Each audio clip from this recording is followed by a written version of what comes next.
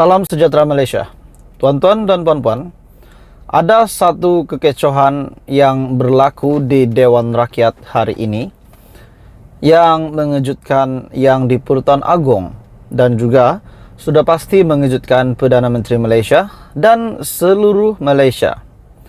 Dengan satu kenyataan daripada pemimpin yang ternama, pemimpin yang tersohor, yang besar pengaruhnya, dengan satu kenyataan beliau yang telah membuat kenyataan bahawa titah yang di Pertuan Agong disediakan oleh kerajaan.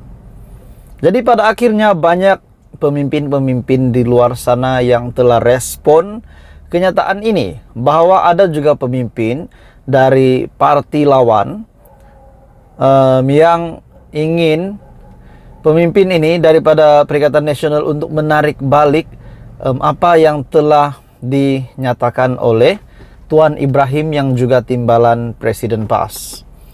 Dewan Rakyat kecoh disebabkan kenyataan titah agong disediakan kerajaan. Dan yang membuat kenyataan ini adalah Datuk Seri Tuan Ibrahim Tuan Man PN Kebang Krian. Dewan Rakyat kecoh seketika apabila RSN Raya dari PH Jelutong meminta Datuk Seri Tuan Ibrahim Tuan Man dari Perikatan Nasional Kebang Krian menarik balik kenyataan bahawa titah yang di Pertuan Agong disediakan oleh pihak kerajaan. RSN Raya berpendapat bahawa tindakan Tuan Ibrahim ini adalah satu sangkaan yang jahat, sangkaan yang tidak baik kepada yang di Pertuan Agong. Saudara-saudara, menurut Anda, adakah Anda setuju ataupun tidak setuju dengan kenyataan yang telah dibuat oleh Tuan Ibrahim ini? RSN Raya mendakwa kenyataan tersebut sebagai satu sangkaan yang jahat. Kebang Krian telah membuat sangkaan jahat bahawa titah yang di Pertuan Agong disediakan oleh kerajaan. Sangkaan itu adalah satu sangkaan yang jahat terhadap Agong. Dan menurut RSN Raya, PH Jelutong, beliau berkata, "Saya mohon kenyataan itu untuk ditarik balik."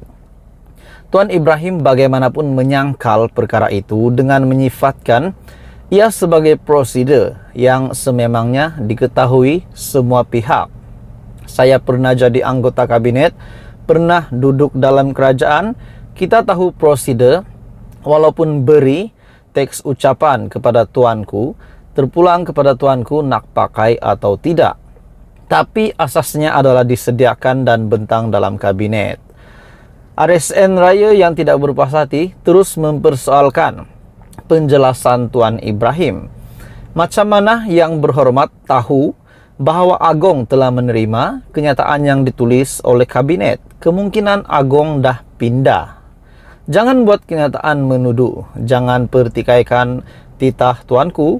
Saya minta kenyataan untuk ditarik balik. Saya mohon ruling keputusan, katanya. Tuan Ibrahim bagaimanapun bertegas untuk tidak menarik balik kenyataan berkenaan. Maksudnya Tuan Ibrahim tetap dengan pendirian beliau bahawa memang titah yang di Pertuan Agong itu disediakan oleh kerajaan. Menurutnya, saya fikir tak ada keperluan untuk ditarik balik sebab semua orang faham. Kemudian Datuk Seri Dr. Zulkifli Ahmad PH Kuala Selangor turut mencelah dengan memberi penjelasan bahawa titah Agong bukan lagi ucapan kabinet apabila ia telah diterima. Sebaik saja yang di Pertuan Agong menerima ucapan titah yang telah disediakan oleh kabinet, bermaksud ia adalah titah Agong, bukan titah kabinet mana-mana kerajaan. Harap faham itu prosedur.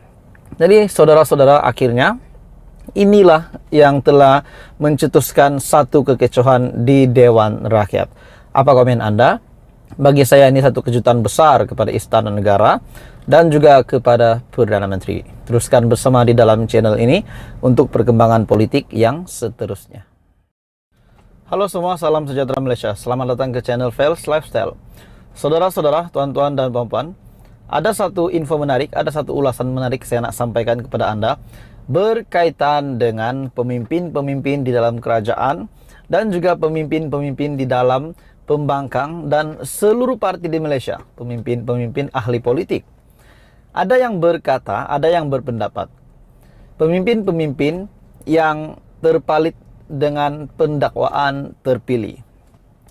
Ada pendapat daripada pemimpin pembangkang, ada juga pendapat daripada pemimpin kerajaan. Ada yang kata kenapa pendakwaan terpilih hanya berlaku kepada pimpinan, kepada pemimpin di dalam pembangkang. Setelah mereka dituduh menerima rasuah, dituduh terlibat dengan kes rasuah dan sebagainya, dan mereka telah menerima pendakwaan terpilih. Beberapa pemimpin telah dikaitkan dengan pendakwaan terpilih, namun tidak berlaku. Perkara ini tidak berlaku kepada pemimpin di dalam kerajaan. Di dalam kerajaan pula yang juga dituduh telah terlibat kes rasuah dan sebagainya, salah laku, tapi mereka tidak terlibat dengan pendakwaan terpilih. Jadi ramai pemimpin-pemimpin ahli politik yang tidak berpuas hati dengan keadaan yang ataupun dengan ketidakadilan ini. Seperti yang dinyatakan oleh Tuan Ibrahim, lebih ramai pemimpin Perikatan Nasional bakal didakwa menjelang pilihan raya negeri. Itu adalah kenyataan dari Tuan Ibrahim. Adakah ini satu pengakuan yang mengejutkan Tuan Ibrahim kepada seluruh pemimpin-pemimpin di dalam PN ataupun Bersatu ataupun beberapa nama yang telah dikaitkan dengan kes rasuah ataupun isu-isu rasuah? Perikatan Nasional menjangkakan lebih ramai pemimpin daripada gabungan parti itu akan terpalit dengan pendakwaan terpilih, kata Timbalan Presiden PAS Datuk Seri Tuan Ibrahim Tuan Man.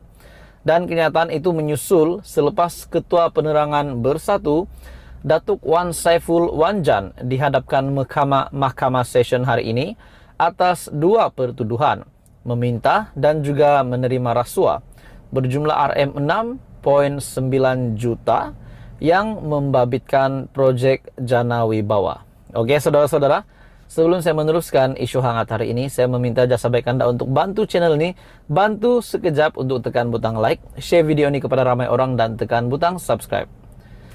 Dengan kenyataan Tuan Ibrahim, beliau juga mendakwa kenyataan Perdana Menteri Datuk Seri Anwar Ibrahim mengenai sesuatu isu yang mendahului jawatan kuasa penyiasatan, lantas membina satu persepsi negatif kepada Perikatan Nasional menjelang pilihan raya negeri. Jangka ramai pemimpin PN akan terpalit dengan pendakwaan terpilih. Saya tengok ia lebih bersifat pendakwaan terpilih. Ini persiapan untuk PRN. Tentu ada kaitan. Kenapa kita tak boleh buat dan sebagainya. Bahkan kes PSC ataupun jawatan kuasa, kira-kira wang negara sudah selesai.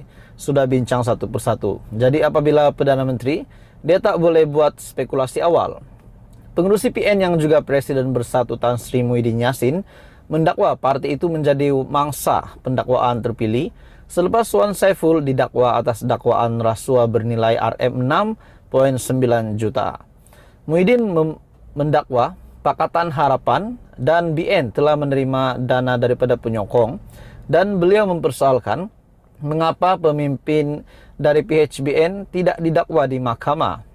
Jadi saudara-saudara, ini satu kejutan. Kalau ada kes, kita serahkan kepada SPRM, Suruhanjaya Pencegahan Rasuah Malaysia.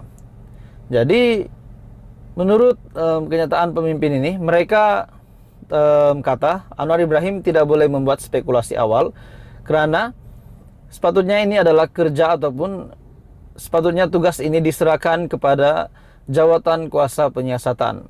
Jadi bila Perdana Menteri membuat persepsi awal, itu yang menimbulkan gelombang tidak betul. Maksudnya, sekiranya ada kes ataupun isu yang berkaitan, semua itu harusnya 100% kerja itu dibuat oleh SPRM menurut pemimpin-pemimpin dari PN.